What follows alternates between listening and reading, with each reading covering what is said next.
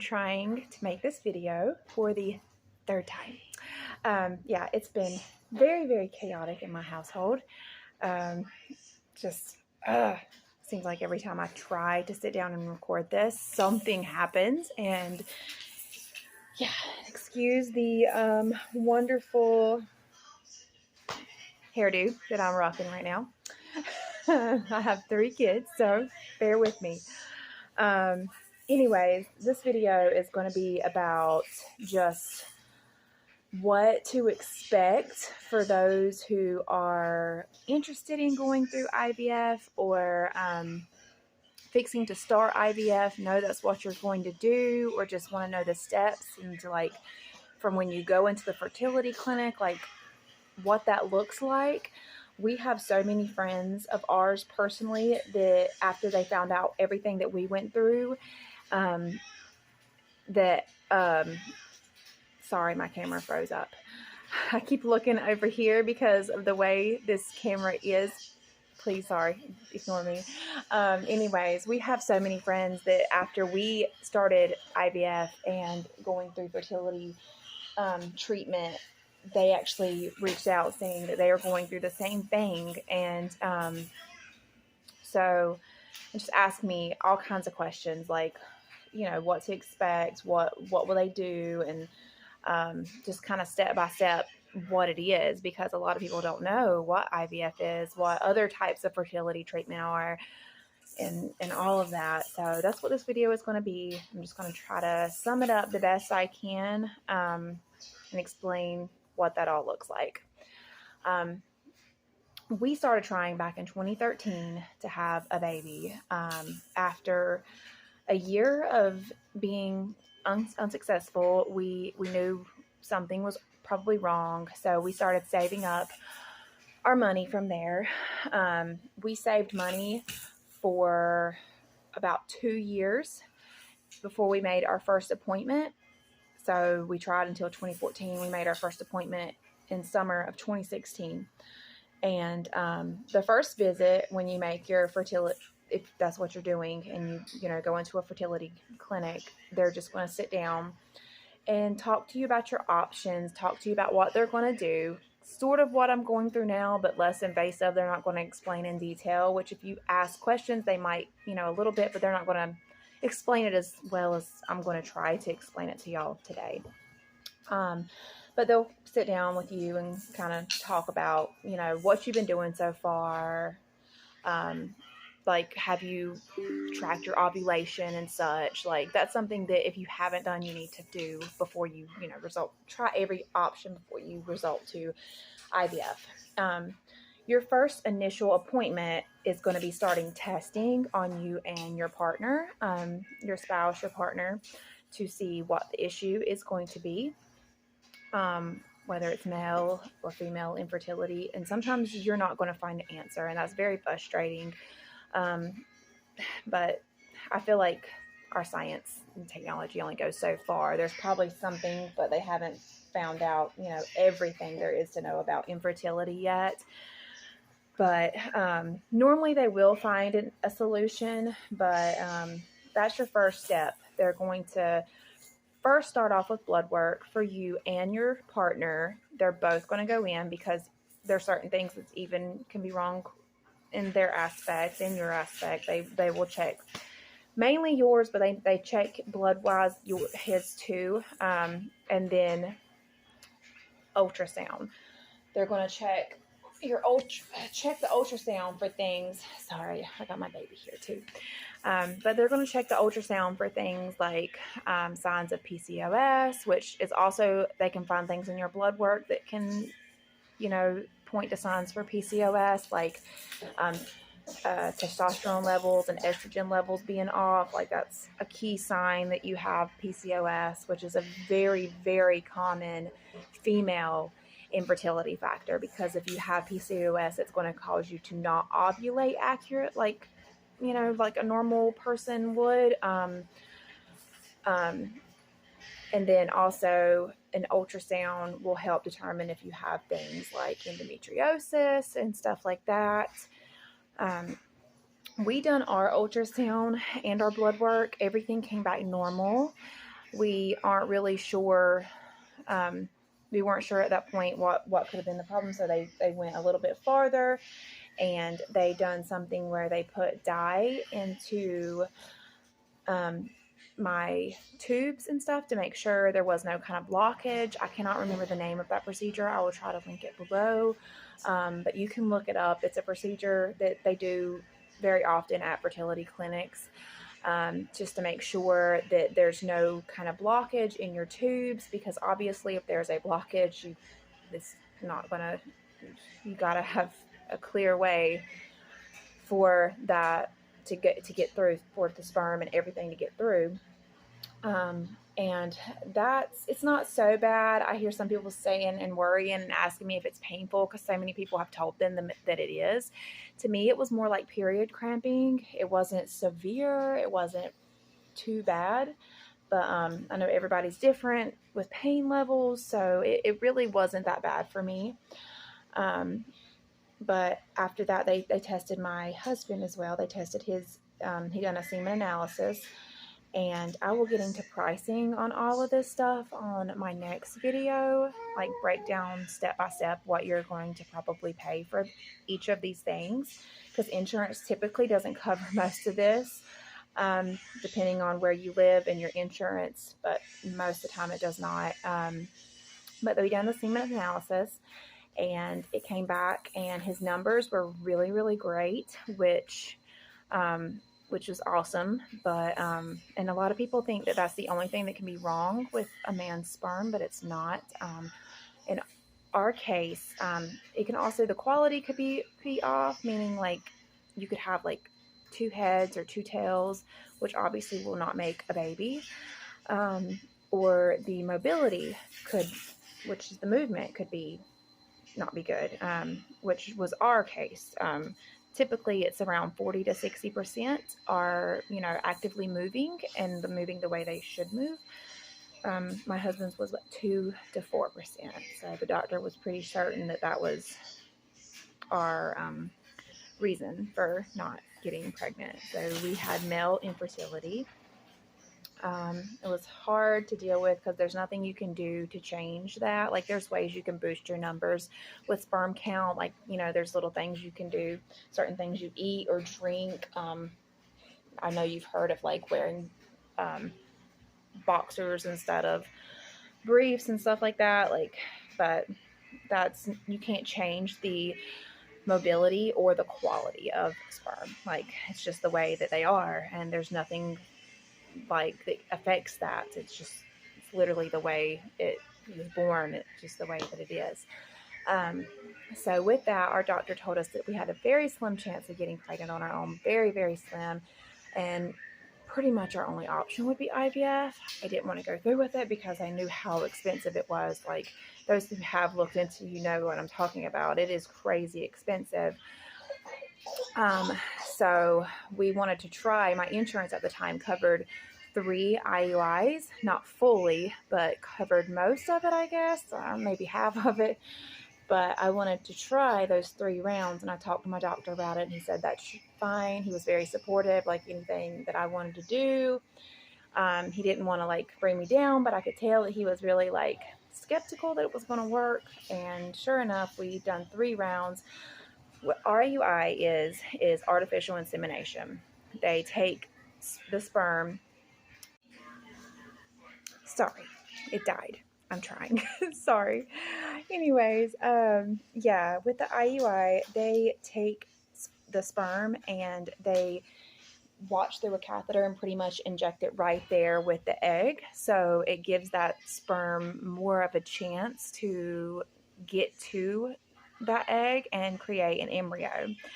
The woman with this procedure will have to take some stimulation medications and a trigger shot. These are really small needles that you take in your stomach, and it's only for a couple nights. It's not like long period. And you do this so your body will create and drop that egg when they want it to. The trigger shot you will take right before this procedure, the night before the procedure, and that is to drop an egg. And so they can, obviously, so it'll work out and everything. we did that, like I said, 3 times, and it was unsuccessful for us, which was really unfortunate. I remember after that, I mean, we only had one option after that, and that was IVF. So we decided, told them we were going to try to talk to the financial counselor. That's the next step with IVF. You always sit down with the financial counselor because it is extremely expensive. And like I said, I'm going to get into the pricing on the next video. But when we left that appointment, I was so defeated that I just remember going into the elevator and I started crying, and I felt myself like just dropping, and my husband just wrapped his arms around me, and he is just the most supportive person ever, and he told me it was going to be okay and we were going to find a way. And it's just really hard. It's really, really hard, because it is so expensive, and having that thought that it would never happen, and we had been saving for so many years, and we had done spent most of it on testing and IUIs that just didn't get us nowhere. But I will get into like pricing and how we were able to get the money up and hopefully help somebody. Just don't give up. Don't give up. We were able to get the money up for our first cycle, and when we started this whole process, I have a little buddy companion joining me. Whenever we first started this process, we started with the egg retrieval, and this was in 2017, October 2017. The egg retrieval, you're going to take some stimulation shots in your abdomen. They're really small. They're not painful. I mean, I still was really scared to give them to myself. I had to get my husband to do it. I just can't do it. I can't bring myself to do it. But they're like little, like diabetic size needles. They're not too bad. And I can't remember what all they were, what all that I had to take. But you take those for a little bit, and then you go in for your egg retrieval, and it is a surgery. It's considered a surgery. They put you to sleep, and they surgically pull out all your eggs. With this medication, it causes you to create overproduce eggs. They like to try to get anywhere between like 15 to 30, because out of that 15 to 30, you're only going to wind up with like 2 to 6. Like normally, some women, I mean, don't hold me to, like some women get even more than that. Some women don't end up with any. I've had women where they wound up with like 12 and none of them were successful, and they did not make it, because let me explain the whole process. Out of however many they pull from you, only so many of those are going to be the right size. Some of them are going to be really small and they can't be used. They have to be the correct size.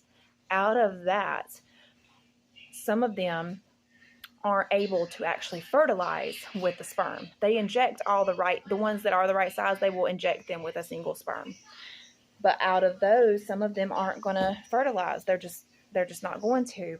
My doctor said that they think it's because they're not good embryos, because not every embryo is capable of making a baby, or not every egg is capable, because it's got something wrong with it, obviously, is what they think. Like I said, they don't know but so much. They are learning more every day about this kind of thing. But out of the ones that can be fertilized, only some of them are going to make it to day 3. They need it to make it to day 5.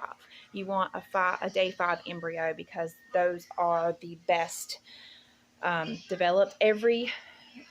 I'm going to say it's every 24 to 48 hours, the cells in that egg embryo will divide from 1 to 2 to 4 to 8 to 16 to 32.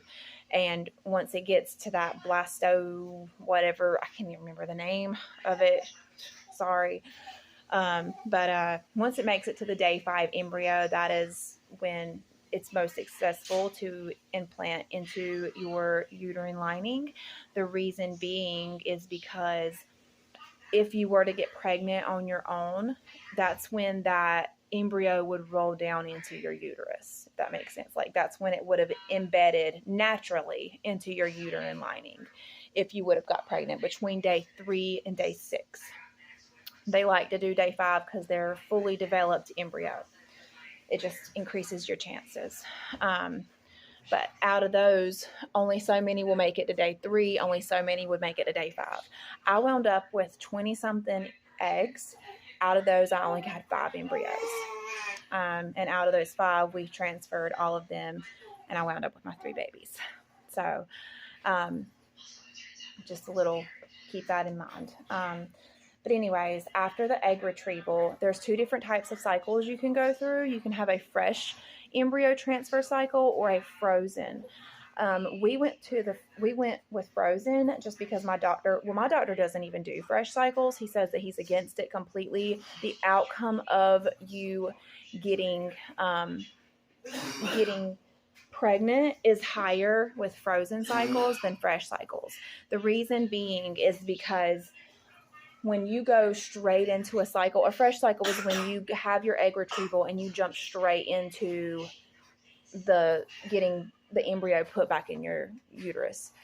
The reason why that's not always successful is because your body's still recovering from these other hormones to stimulate these eggs, and your hormones are still out of whack.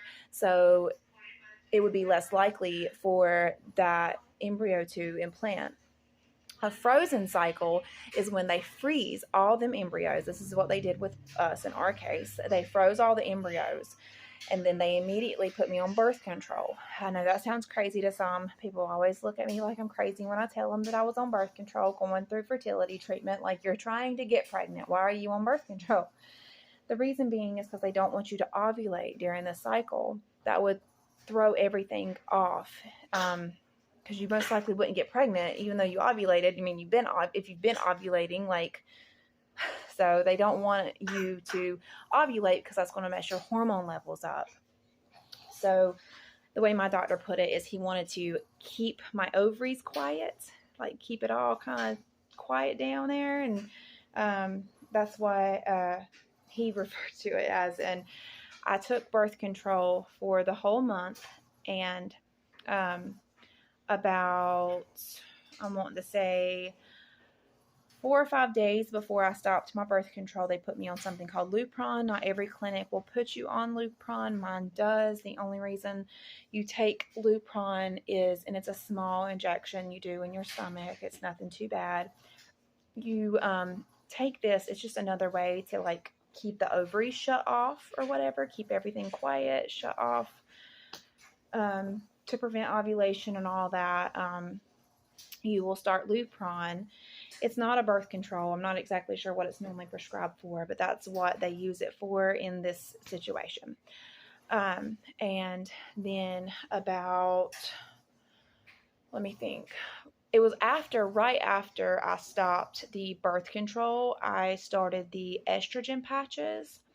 Literally, like, I went from one to the next. Each clinic is different. They will prescribe you estrogen. Some use the patch, some use the pill, and some use the injection. Ours use the patch. I do not recommend using the pill. I've heard from many others it is way less successful than the patch or the injection. But I mean, every clinic's different, but I would really try to push for one of the others. The reason why your body needs estrogen is because that is going to grow your uterine lining. You have to have a thick enough lining or you won't get pregnant. You ideally want it between 7 and 14. Anything less, I don't know if it would matter if it was more, but I don't think it would typically get more than that with the estrogen they prescribe you. But anything less than 7, like, some people have got pregnant on 6 with it being at 6. Even 7's kind of iffy though. Mine was always around 11 to 13, which was perfect. The doctor said they will check you, and that's another thing, that you will go in for blood work and ultrasound 2 to 3 times a week through this whole cycle, just so they can monitor your hormone levels and check your uterus and just make sure everything's how they want it to be. Yeah, I started the estrogen patches. I started with one patch. You change it every other day. I went from 1 to 2 to 3 to 4, and I was putting on 4 and changing them every other day. And I took those patches, I kept those on until I was halfway through my first trimester, actually through my first trimester. Yeah, like 12 weeks. Every clinic's different on when they want you to stop this, but if you get pregnant, you will continue your estrogen and your progesterone. And that's the next thing I'm getting to. I took the estrogen patches, and when my lining and the Lupron is just to keep everything shut off, but they wanted to build my lining at the same time. So that's what we did. And then I was going in, like I said, for blood work and ultrasound. And when they seen that my lining looked thick and they liked it, and then blah blah blah, it looks good, they set up a date for the embryo transfer. And 5 days was it was either 3 or 5 days, I want to say it was 5, we started the progesterone and oil injections. And I went straight from Lupron one night to progesterone and oil the next night. Progesterone and oil it's awful. It is an injection that is used with an 1.5 inch needle that goes into your hip. And I wish I had one here to show you, because it is absolutely crazy. And I had to trust my husband to give it to me. But it was rough. And once again, if you get pregnant, which hopefully you will, unfortunately though, you will have to take these shots for several weeks, even into your pregnancy, because you obviously want your progesterone and estrogen levels to stay good until the placenta takes over. Once the placenta takes over, see, in a normal situation, your body would already be producing these hormones, but because this isn't like natural and you're kind of creating this pregnancy in the beginning, you have to make your body produce these. That's why you have to give yourself estrogen and progesterone to get your body where it needs to be. And once the placenta is mature and it starts to create these hormones on its own, you slowly wean off of these medications. And but anyways, I started the progesterone and oil, and then we had my date for the transfer. When you go in for your embryo transfer, they're going to ask for you to have a full bladder. Do not overdo that. I did with my second transfer, and I still to this day think that's why it was completely unsuccessful. That is my only cycle that was not successful. My first one, I had 2 embryos that we transferred, and I miscarried. I was pregnant with twins for 11 weeks, and then I miscarried one. But they did both stick. We got pregnant with both of them. But the second transfer, it was completely unsuccessful. When I went in, I don't even know how much water I drank, but I was in so much pain laying on that bed, to the point I had tears running down my face. It was bad. And I asked my husband to get the nurse and asked her if I could go use the bathroom. And she said, fine, just don't empty your bladder all the way. And when we went back there to have the procedure done, he said my bladder was extremely full and asked me if I was okay, and if I needed to go to the bathroom. And I was like, no, just go ahead. I just kind of wanted it over with, just do it already, I didn't want to have to get up and go to the bathroom again. I just wanted to just hurry up. And I wish I would have, now looking back. Well, I don't know. Things work out for a reason, I guess, because I still got my 3 babies out of it. But you don't want your bladder to be extremely full, because afterward, I wasn't relaxed at all. I was so tense. My stomach was contracting because it was so full. It was painful. I would recommend drinking just a regular bottle size water amount, maybe even a smidge less. They need your bladder to be semi-full, not like bursting. So please don't overdo it like I did, because I made sure to be cautious with the rest of them. When you go through with your cycle, they're going to take you back. You're there with your partner. It's a really sweet moment, because you can see them actually use the catheter, and you can see those embryos go into your uterus. And it's like for a second, whether it works or not, you know that you are carrying that baby. And it's a really sweet moment. Me and my husband both get kind of emotional sitting there watching. It's just a magical moment. And I'll never forget each one of my kids' embryo transfers. It was wonderful. But anyways, afterward, they will push you back and you'll be on the bed. My clinic kept me on the bed for half an hour with my just laying down with my knees kind of propped up. And then after that, each clinic is different. Some clinics will tell you bed rest for a day or two. Some will say just take it easy, not bed rest. And some will say you can go back to work, like if you want to. Go run a marathon, whatever. It's not going to affect nothing. My doctor just said take it easy. He did say to rest in the bed, I think, for the first day. And then after that, just take it easy. I put myself on bed rest for 3 days. I know that sounds crazy, but you're going through all this, like, let's make sure it works. Let's make sure it's successful. And why not? If you can, if you're physically able to, when you don't have other things and other obligations you have to do and you have someone there to help you, like, take advantage of it, everybody recommends different foods and different tricks to trying, like, to get this to work. I recommend just relaxing and eating whatever you want. Whatever food makes you feel good and makes you happy, and just think happy thoughts and just relax. That is the most important thing that you can do in this process.